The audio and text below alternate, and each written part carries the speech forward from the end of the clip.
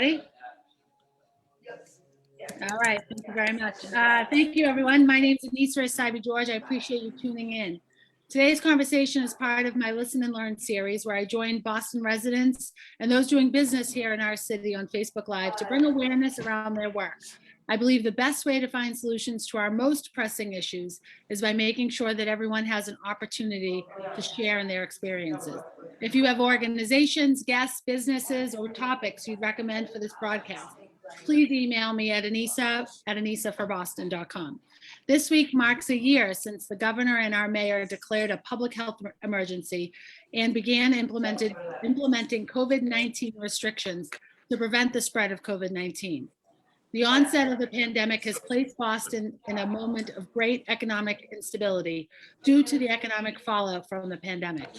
So for today's discussion, I've convened local restaurant owners and those that work in the industry to reflect on their experience during the pandemic and to map out the work ahead for a strong recovery for our local economy.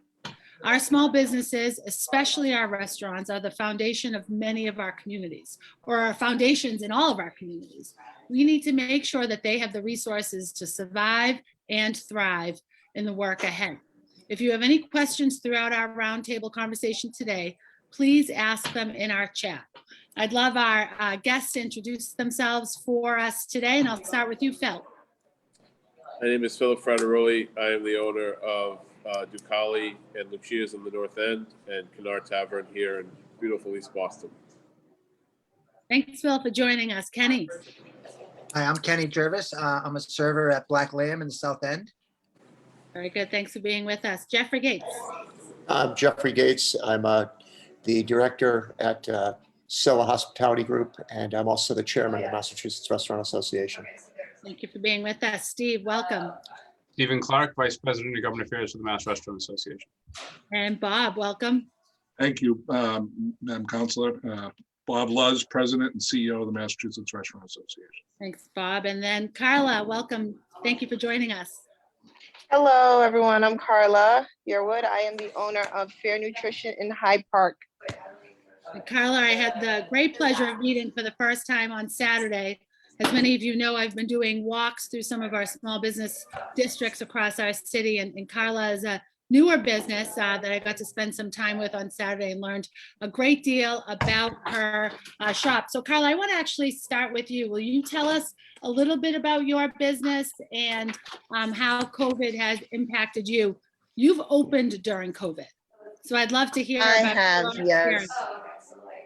So I actually signed my lease for my business, my location in October of 2019. I hit a couple of road bumps with, zoning and stuff like that. And that took me into 2020, February. And March, I believe in March, I got approval to start construction, and then lockdown happened and all construction was held. So I wasn't able to do anything until construction was reopened and inspections were also being held.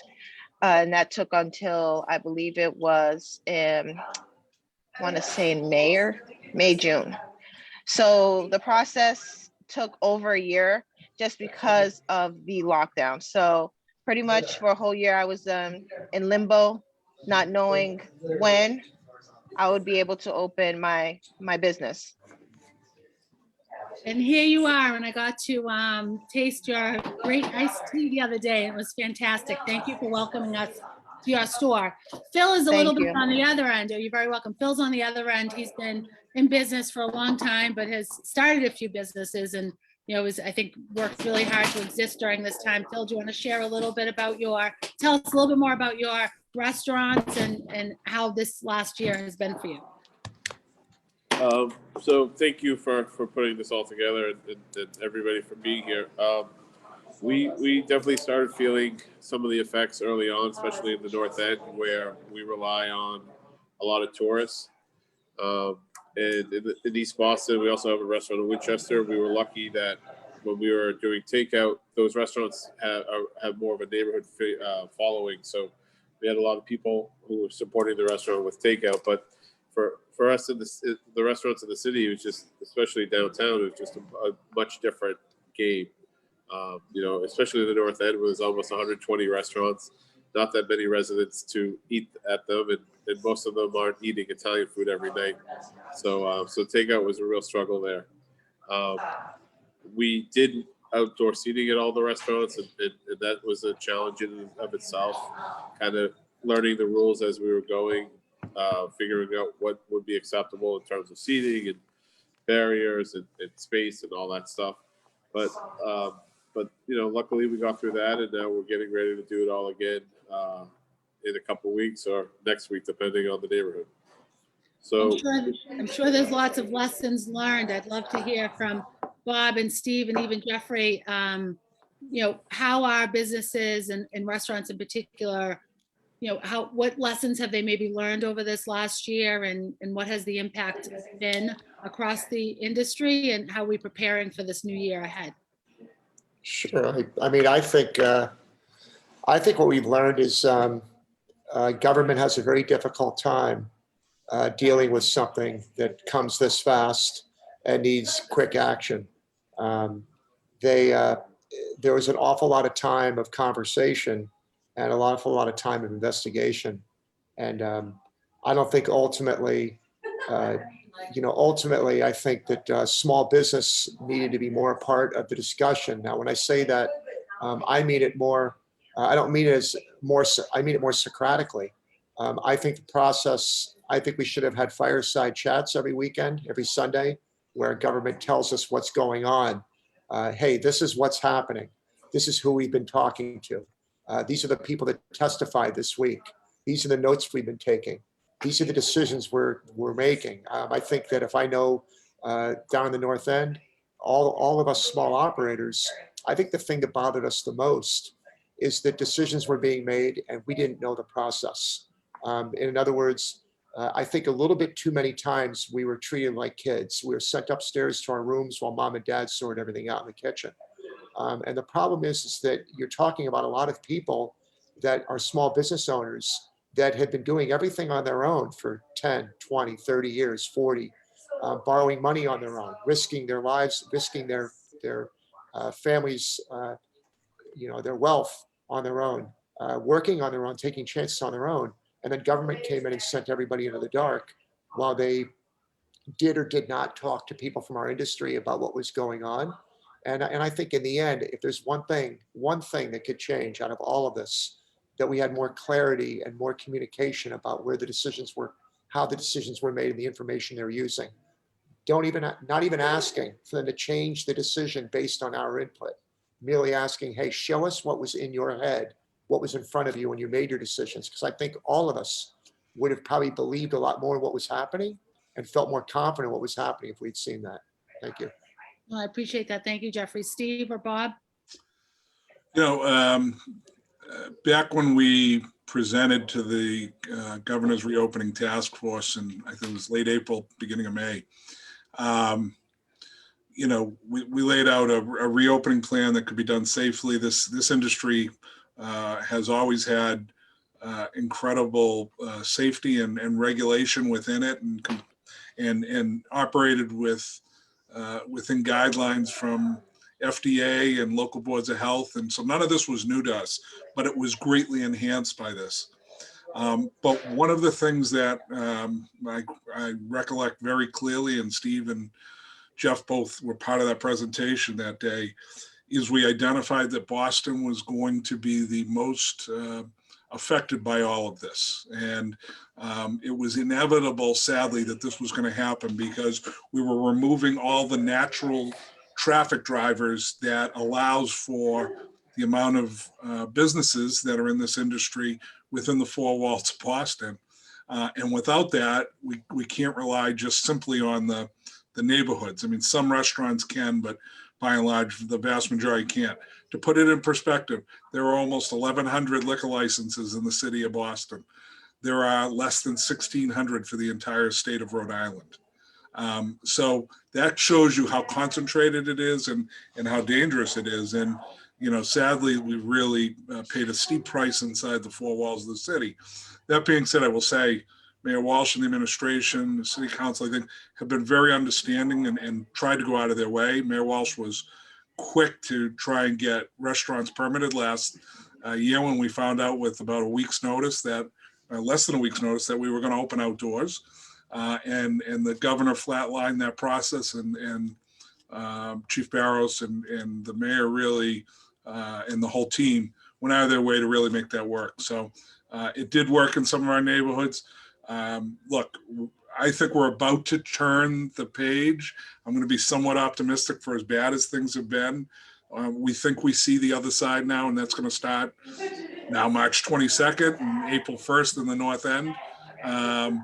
And, you know, that's going to be the start of a season, I think, and we're going to need to get continued support. We're going to need to rely on tourism that's more regional than national or international, but I think we can do it. And I think, you know, our operators are up to it, and there's a lot of consumer confidence that's starting to build, and we just got to continue down that road. Thanks, Yeah. Bob. Just to piggyback on what Bob had said, it's ironic we're having this conversation on March 16th because we were shut down a year ago, basically today or tomorrow, depending on you know, when the orders went into effect and when people had done things. And I recall leaving the office, and it was St. Patrick's Day, and grabbing corned beef and cabbage to go at a local restaurant. And the place was decorated. It was prepared for St. Patrick's Day. The music was playing, and there wasn't a soul in the restaurant. And, you know, that kind of sets the stage, you know, for what we went through, and kind of what Jeff said before. You know, we didn't know how to navigate the crisis. We saw, you know, we thought we were going to be reopened in 3 weeks, or we might be reopened in a month. And here we are a month later, still having the same conversation. And I think a lot of things, and we don't have to rehash the past or rehash the last 12 months, but I think that sets the stage for a lot of where we are now. And I think a combination of government aid that has come down, whether it's the federal government, the state government, and some of the levers of city government have been able to help the industry. And then as we move forward and we get more vaccinations and get more shots in arms, and we continue to have more outdoor dining. We've talked a lot at the MRA that one of the positives that might come out of this crisis is outdoor dining. If you think about it before, there wasn't a ton of outdoor dining in Boston or across the state. And now we're getting really creative uses of roadways and sidewalks and alleyways and all these other opportunities that are out there. And hopefully that continues and we're able to have more and more outdoor dining. I think the dining public likes it. I think the operators like it. And I think the state and the city like it. So that's definitely one of the positives that have come out of outdoor dining. So as Bob said, you know, we're moving into April. Hopefully we're starting to turn the corner. Again, Boston was probably more impacted as a whole than the whole state was impacted, and Boston was disproportionately impacted. And not all of the financial programs have benefited Boston. The PPP has been a very good program if you've been able to be open. But if you've been unable to open and you don't have any people there, the PPP really doesn't help your operation because you're just paying people to be there. So there were some flaws in that program, but it has worked really, really well. And then there's the second level of PPP, and now we have the Restaurant Recovery Fund. So I do think we'll have a continuous source of revenue to help operators. And I think it's a long road back, but I think we are on that road. Yeah, no, I absolutely agree with you. And that long road has been, you know, challenging for our business owners, for our restaurateurs, as well as those that work in the industry. And, you know, Kenny's here as someone who's worked in this industry. I think your entire sort of adult life. Kenny, tell us a little bit about your work, your history, but also what you've seen from your perspective, your vantage point over this last year. You're on mute.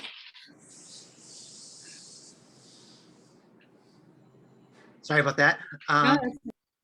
I started off as a chef.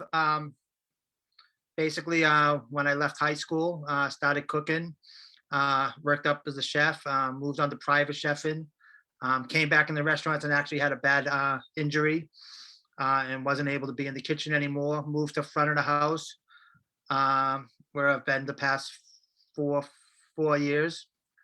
5 years minus the year we've missed, and found a nice home at Black Lamb, the Black Lamb Barbizana team in the South End, and we were having a great year. We had opened that prior July. We were headed into going to be the busy season. We actually had a day planned for, the preparing for the outdoor season. And then that meeting turned into, we're shutting down. We all went home, and we had 3 restaurants with 3 great teams that just went home, and, we stayed in touch a little bit and as much as we could. And when we reopened, not everyone could come back because we were nowhere near the capacity to welcome everyone back. And now a year into it, we're looking to reopen, same thing, not at the same capacity, and a lot of people have moved on. So 3 great teams are back to rebuilding. You see that with a lot of restaurants and places that had, good solid community there. That all those families were broken up, but one thing we have seen over the years, we always knew the Boston restaurant community came together for any cause that was needed. And, if you needed to raise money, quick fundraiser was thrown together.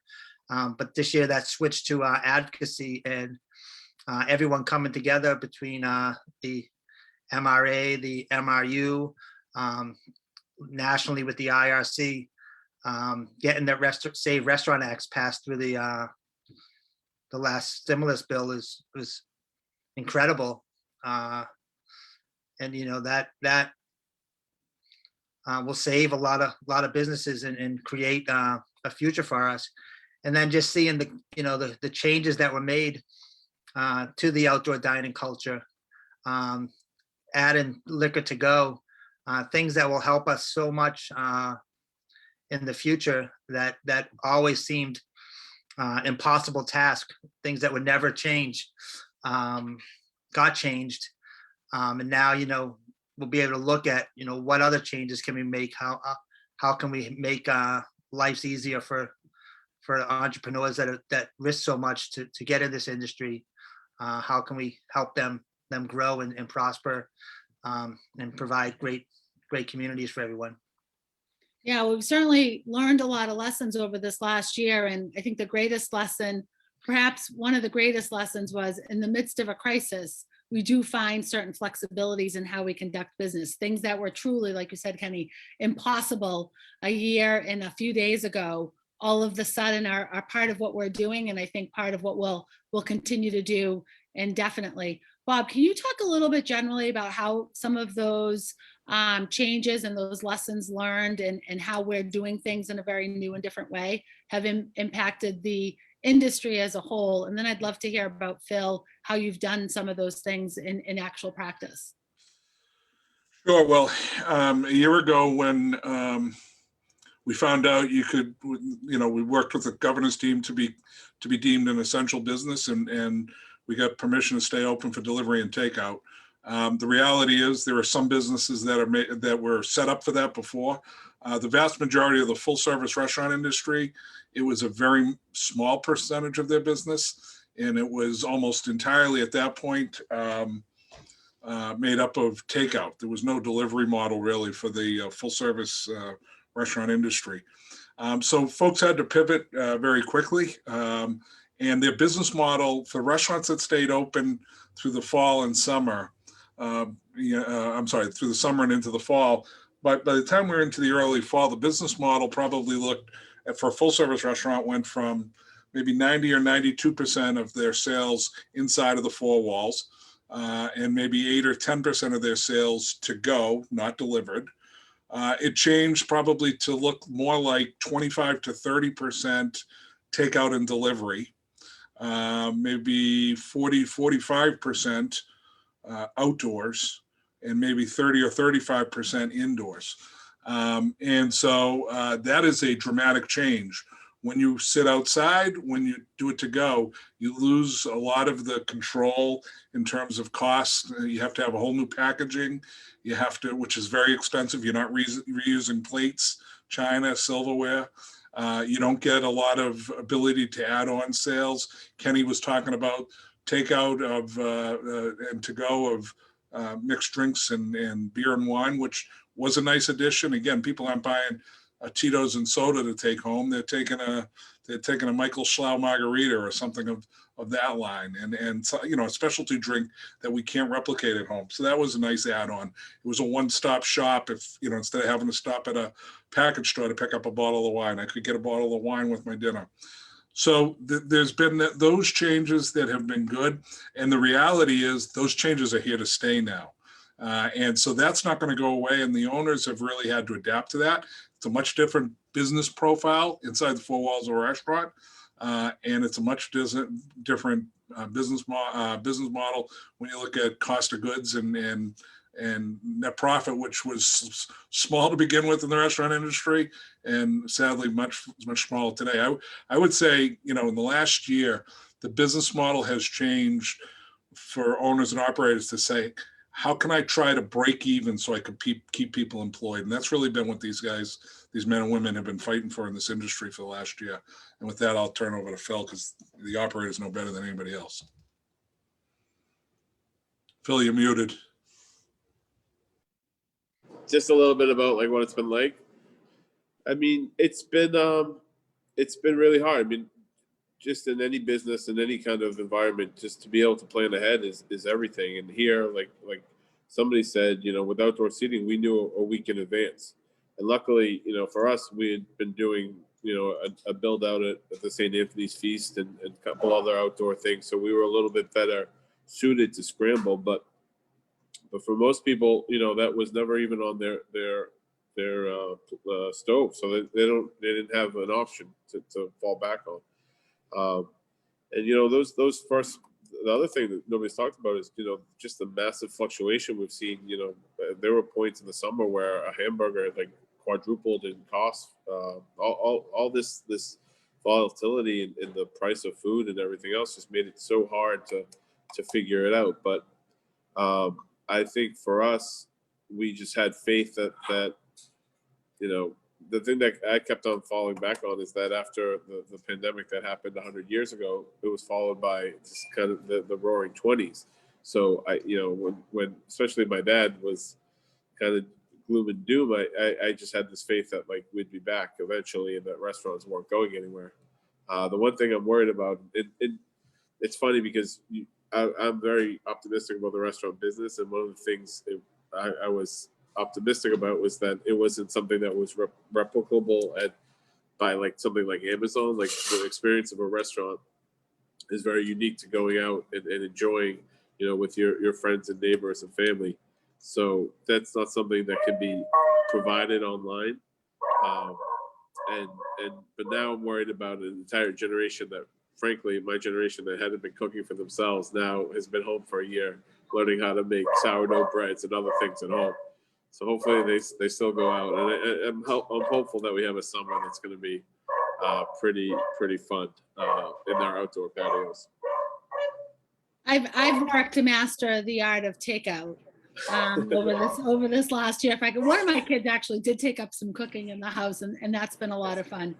Carla, during this last year, and we talk a lot about how businesses who are already established had to learn to pivot midstream, change some of their business model, order that packaging, and learn how to engage consumers, you know, residents, neighbors in a different way. You were in the midst of business planning and preparing to open your doors. You know, what was that like midstream, having to sort of shift what you imagined your business to look like when those doors were opened?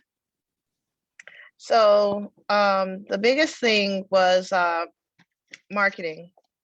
Normally you would do hand out flyers, get out in the streets, you know, meet people and do open invitations. And that kind of got cut because, you know, social distancing, you know, everyone's kind of cautious about taking something from someone's hand, you know. So pretty much we had to hit to social media, and social media has been a big hit for us. Specifically, Instagram has been very helpful. Everyone who comes in, they share a photo of their drink and their shake, their teas, whatever. and they get, and it's really been helpful to have that marketing from social media.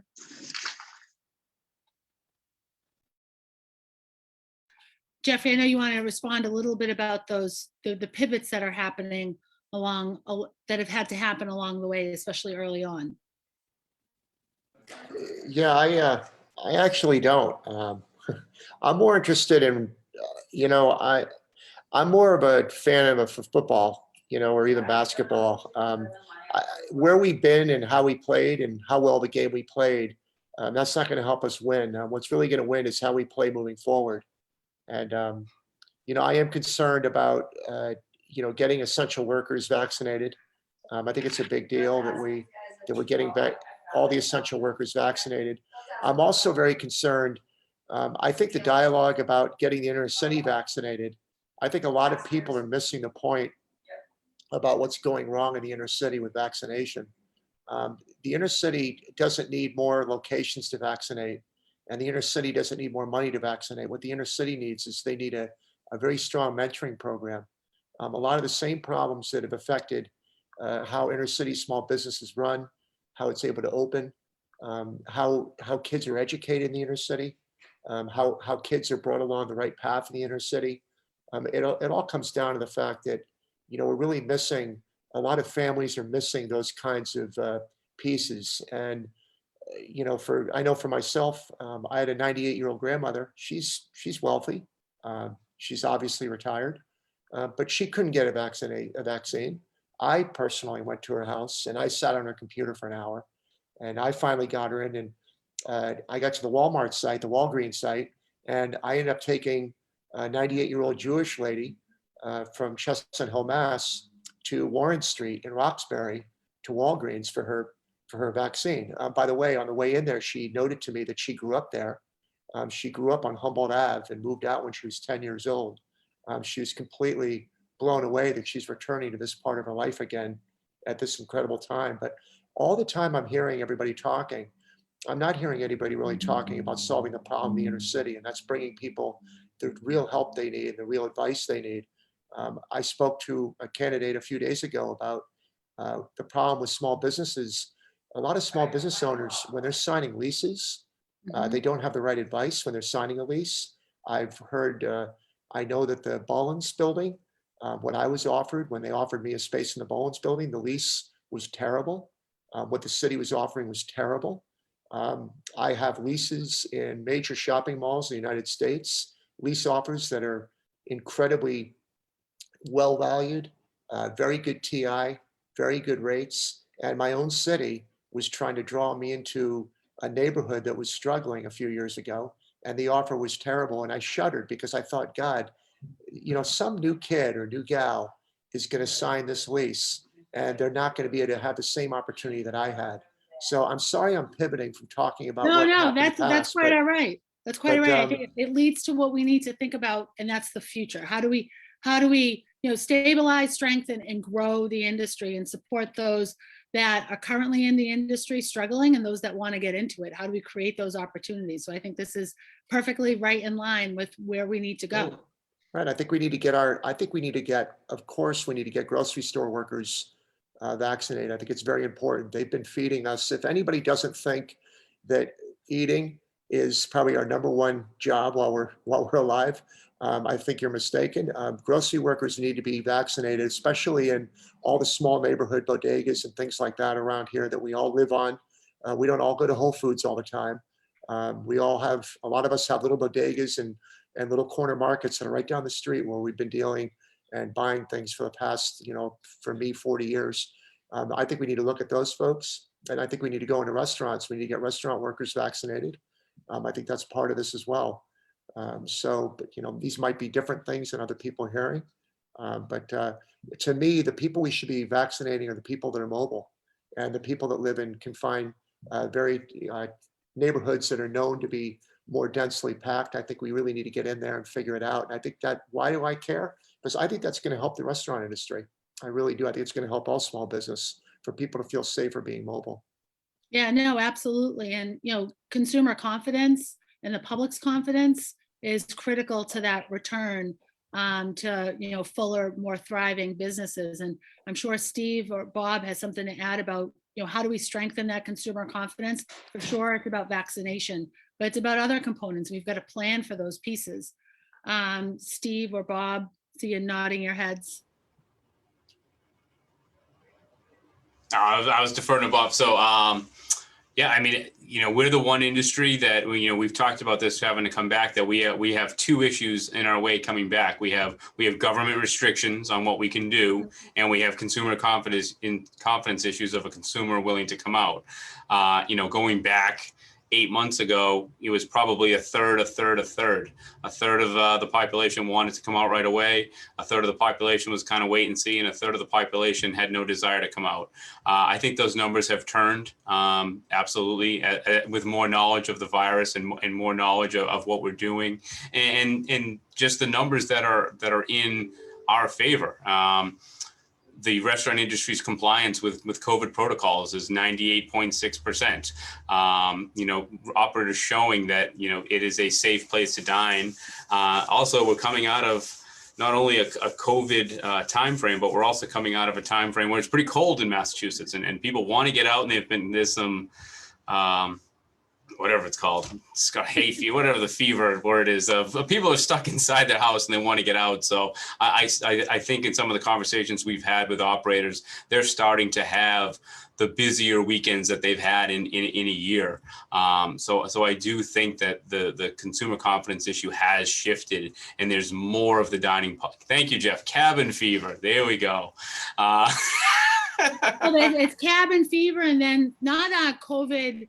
Like exhaustion, but we've become a little immune to the conversation. That's not the right. We all thought when we closed a year ago, COVID fatigue. Thank you. COVID fatigue. We're all tongue tied today. We're all tongue tied. And but I mean, I think, we all assumed, I thought my kids were going to be home from school for a couple of weeks too. I thought about, I'm a crafter. I thought about, what quilt I might sew over this particular time. And here we are a year later. I haven't made a quilt. And we haven't fully reopened our schools yet, nor our businesses. And, who knew this going into it? I think nobody could have predicted this. But I think it's truly about that consumer confidence, that government's doing the pieces it needs to do to support both healthy and safe return and support consumer confidence. But I think back to what Jeffrey was saying before, and now turning our sort of gaze upon supporting businesses that are currently in existence. And we know entrepreneurs and serial entrepreneurs look at these crises as opportunities. So how do we support that next generation of restaurateurs in a good way? And, Bob, I know through your work, your organization, you do a lot of that mentoring and a lot of that support. Do you want to speak to any of these pieces again, whether it's, strengthening, stabilizing consumer confidence, government restriction, and mentoring? Can I just add one thing before Bob jumps in? No, I just wanted to add, we also need the media to start talking a little more positively. The media never lets a good crisis go to waste, and they flourish in negative attention and negative media.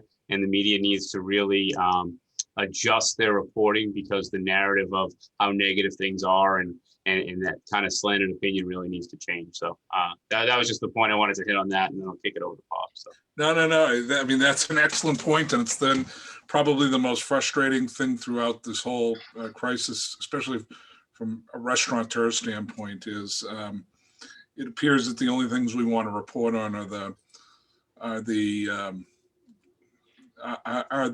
ones that want to scream gloom and doom and danger, as opposed to facts and science. And look, there's some of this that we don't understand, and nothing is without risk, and everybody acknowledges that. But boy, specifically for an industry that's gone so far to really make sure we wrapped ourselves in everything but bubble wrap to make it safe for everyone, and then exhibited that we take these things seriously. It's really, really important.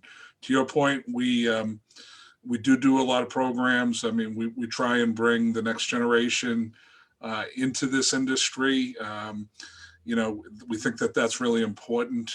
We have some great members and benefactors that also have worked to provide scholarships opportunities and we just had a board orientation this morning, and Chair Gates was very succinct in pointing out the vast majority. We've been able to award over $100,000 in scholarships to juniors and seniors to say, hey, here's an opportunity for you to get into this industry. And in some cases, it allows kids to go to school that wouldn't ordinarily go, and in others, they're able to shift schools. But the vast majority of those scholarships end up in women and minorities. And we are our industry is the land of hope and opportunity, I think, for folks that, frankly, don't need a Harvard education in order to do pretty well. You need to know how to treat people right.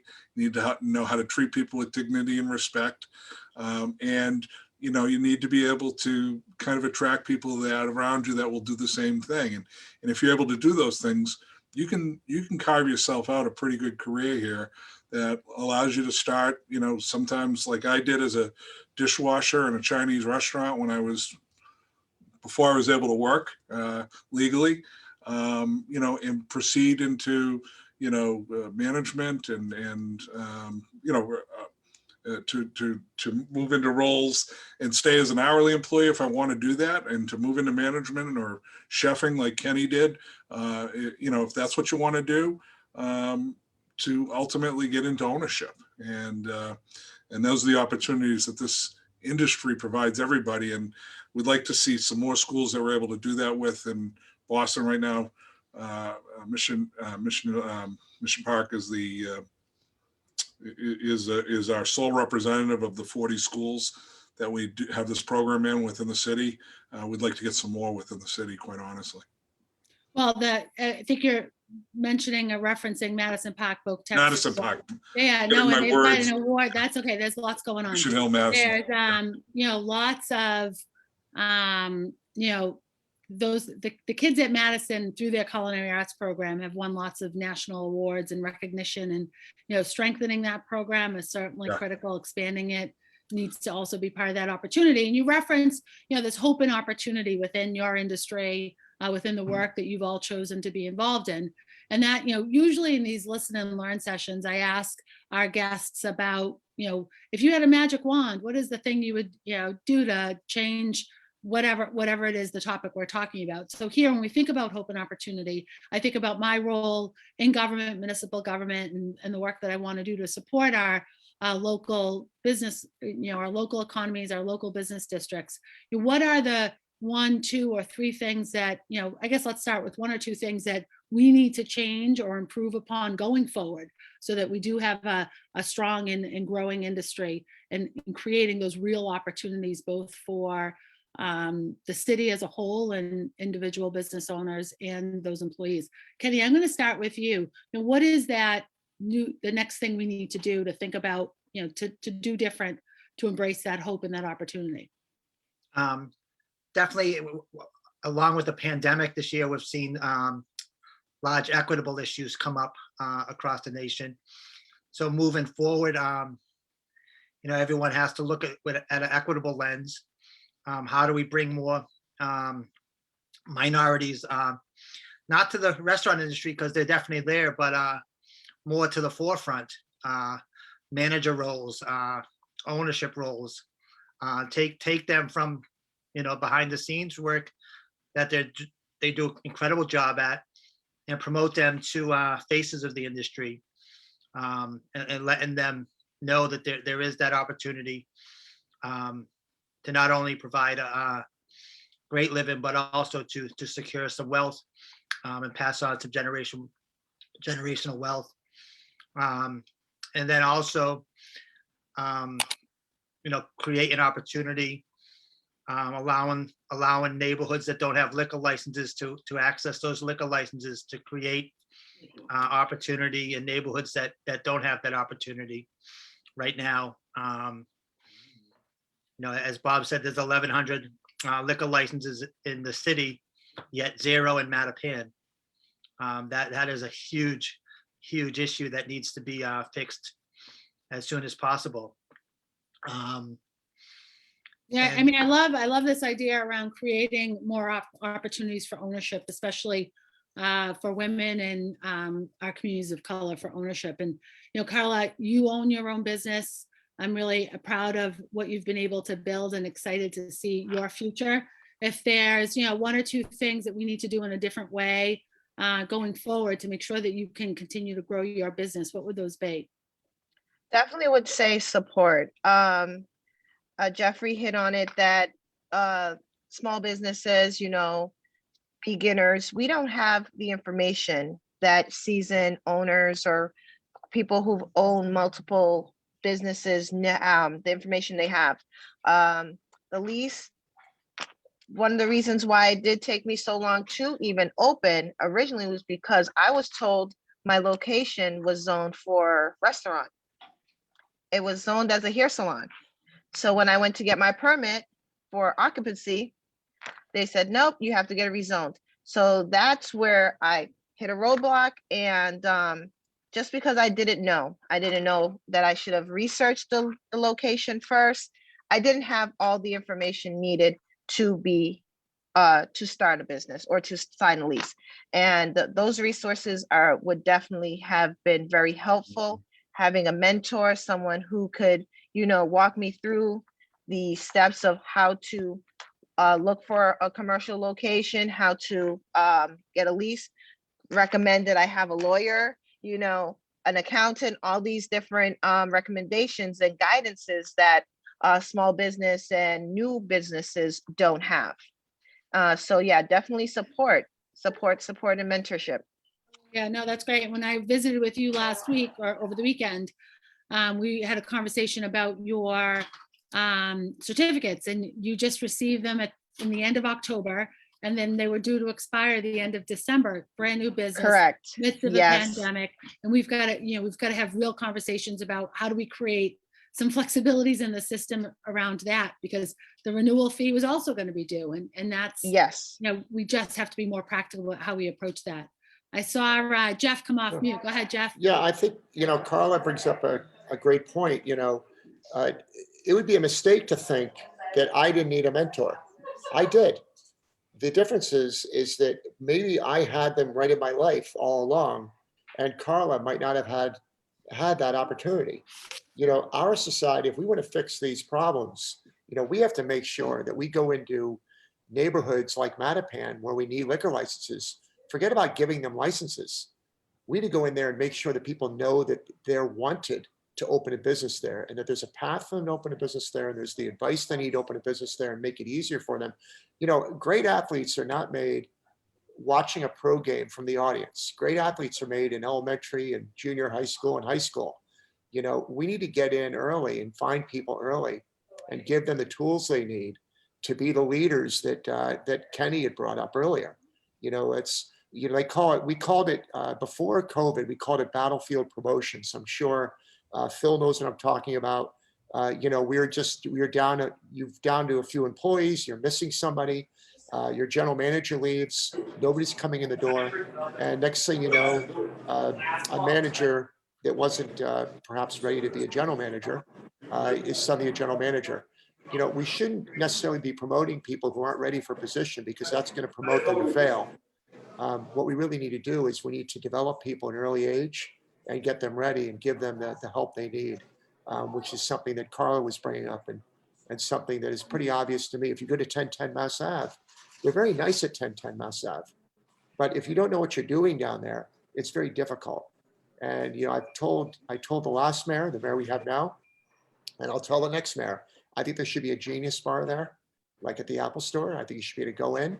I think there should be a really friendly person.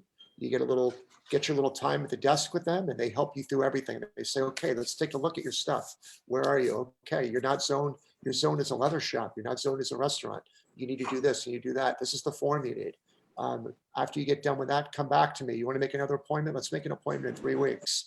You know, I'm sorry, if throwing money at things fixed everything, we wouldn't have the problems we have, because obviously we've been printing a lot of money in this country. It takes more than money to fix these problems. Oh, it's great. Love it. Genius Bar, 1010 Mass Ave. Also something else that we've heard through some of our business walks across our city is the number of times that anyone who wants to do business with the city of Boston has to interact with the city of Boston. And that's, sort of certainly aggravation and frustration, but sometimes it's also a parking ticket. Sometimes it's also, just heading into the wrong department, filling out the wrong form and needing to pay someone again to help you with the appropriate, I want to make it needs to be easier to do business here in the city of Boston, especially coming out of such a difficult time. I just want to say one thing, that I will say that 1010 Mass Ave, I've been dealing with 1010 for 40 years. Well, I've been dealing with those departments for 40 years. They've been incredibly helpful in the last several years, very kind. That's not the problem, is not that how helpful they are, how kind they are. It's that unfortunately, they're just not positioned to help people that don't know what they're looking for. Mhm. Thank you. Very good. No, thanks. Thanks. And then, so Phil, Bob, Steve, these things that we need to do just in a different way to improve, again, whether it's access to help with the stability and certainly looking forward to growth and post-COVID. What do we change going forward? Bob's come off mute, or Phil?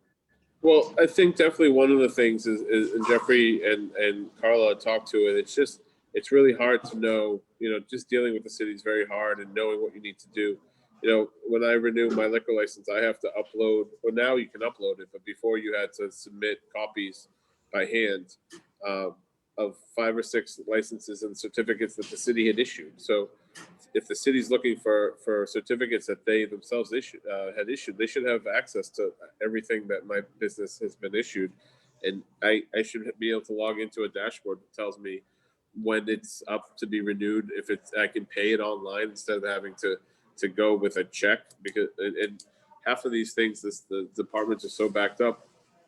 You just have to show that you paid with a check and not even that it's been renewed, because the queue is so long that it won't be renewed for a while.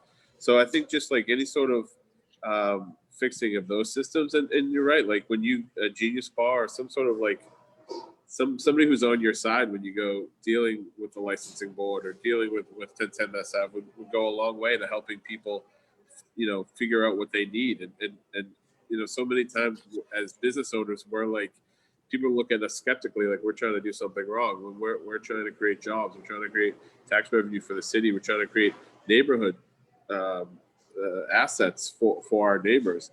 We're not doing anything wrong. And I think if anything, the pandemic has kind of made people aware of that, and definitely city services are reflecting that, but that needs to continue, and we need to continue to make it easier for all people to open businesses and create those things where they live.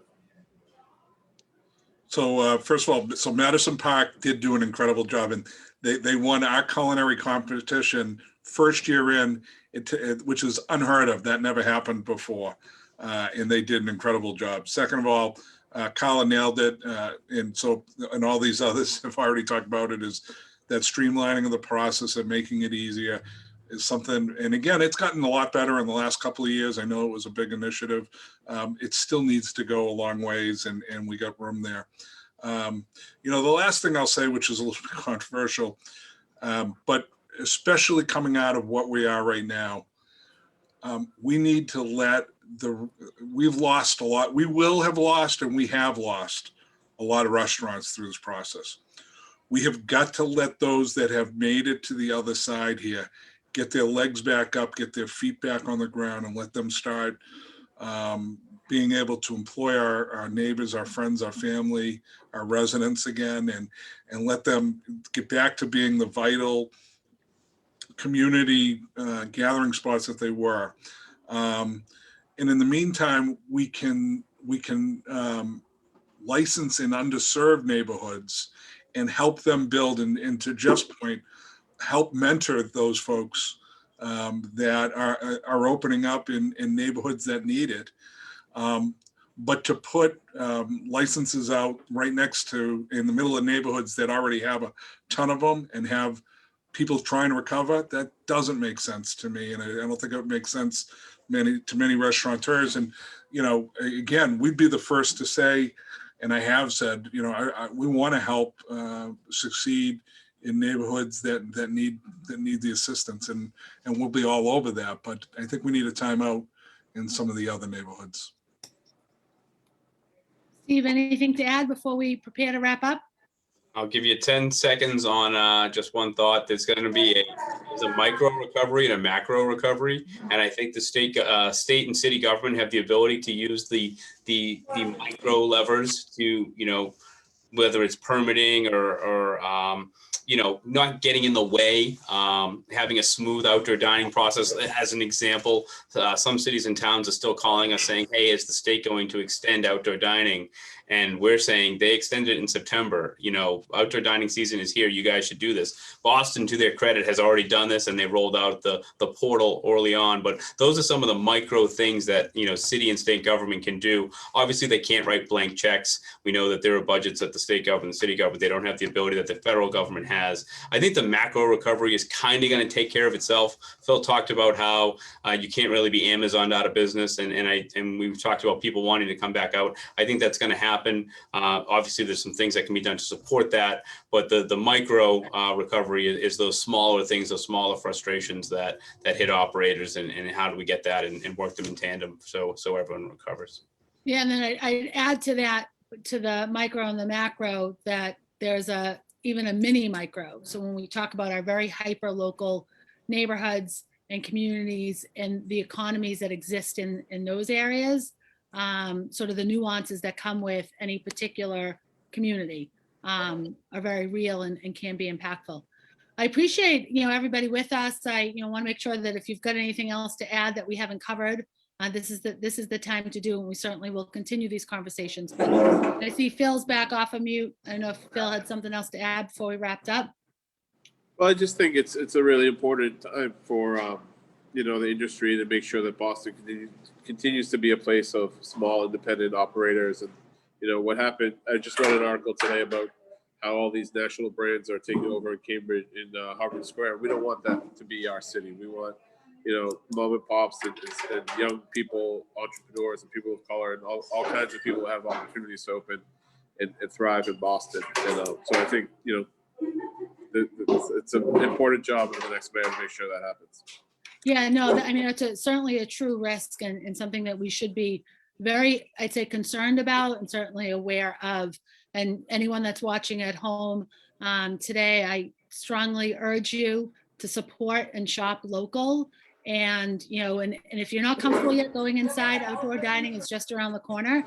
But I also encourage you to purchase gift cards if possible, and to delay use of those gift cards. Because I think that, stockpile a couple of them or give them as gifts to use down the road. They won't expire. And if we continue to support our local establishments, our small businesses, our restaurants in our neighborhoods and across our city, they'll be here for us to enjoy. And they'll be here to employ all of our community members. And I think that's a great thing. It's a great thing. So I'm grateful for all of you for being with us. Feel free to eat and dine at any one of these great establishments. And we will, I look forward to seeing you all in person on the other side of all this. Phil, Kenny, Carla, Bob, Steve, Jeffrey, Malika, thanks for joining us today. Have a great afternoon. Thank you. And thank you for Absolutely. listening. Thanks, everybody.